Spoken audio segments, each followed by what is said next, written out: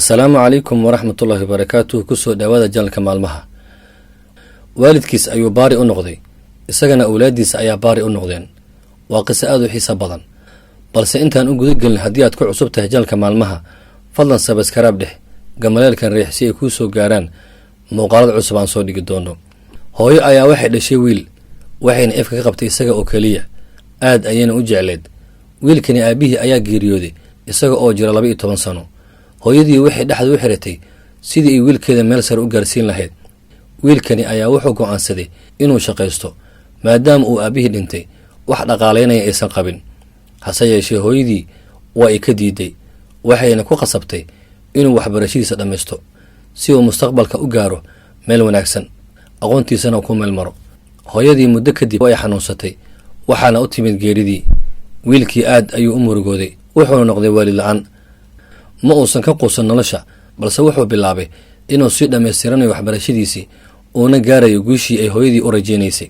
wuxuuna sidoo kale nadray markii uu shaqaysto uu lacag helo inuu masaakiinta garab istaagi doono, tabarucaadna u samayn doono, meelaha khayrkana wax badan ku bixin doono sida masaajidda iyo meelaha khayrka.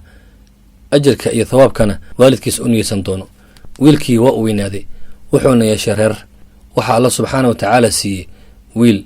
wuxuu bilaabay inuu masaakiinta caawinayo, masaajiddan uu dhisayo. maalin ayuu wuxuu tegay masjid deriskiisa ah, markaasuu wuxuu arkay dhalinyaro u soo wada masaajidka fariijka biyaha lagu qaboojiyo. aad ayuu u murugooday, wuxuu yidhi, waxaad ilowday masjidkii deriskaaga ahaa. wuu iska soo tegey, balse waxaa markiiba ka daba yimid imaamka masjidka.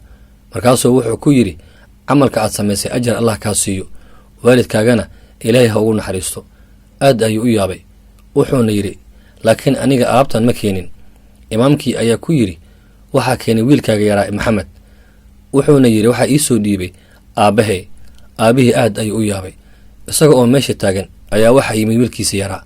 markaasuu ku yidhi, aabbo, aniga ayaa keenay alaabtan, waxaana jeclaysay inaan beddelkaaga ka qayb qaato.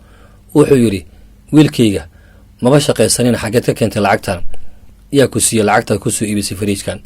wuxuu yidhi, waxaan aruursan jiray lacagta aad ii siiso iskuulka, iyo sidoo kale lacagaha mararka qaar aad ii siiso ayaan meel dhigan jiray. waxaana aruurinayay muddo badan, waxaana rabay inaad ii ducayso si aan u noqdo wiil baari ah sida aad adiguba waalidkaaga u ahayd baari. aabbihii aad ayuu u farxay, wuxuuna u duceeyey wiilkiisa yara ee maxamed. waa qiso dhab ahaantii mudan inaynu ku cibro qaadanno. ninkani waxaa u soo dhashay mirihii oo yaraantiisa abuurtay. baari ayuu u ahaa waalidkiis, isagana waxaa baari u noqday ubadkiisa. waxaa la yidhaahdaa samafalka waalidka waa deen kaa maqan. waxaa lagama dhammaan ah inay maalin kuu soo noqoto deentaada, sida caasinimaduba aad maalin la kulmi doonto haddii aadan iska ilaalin.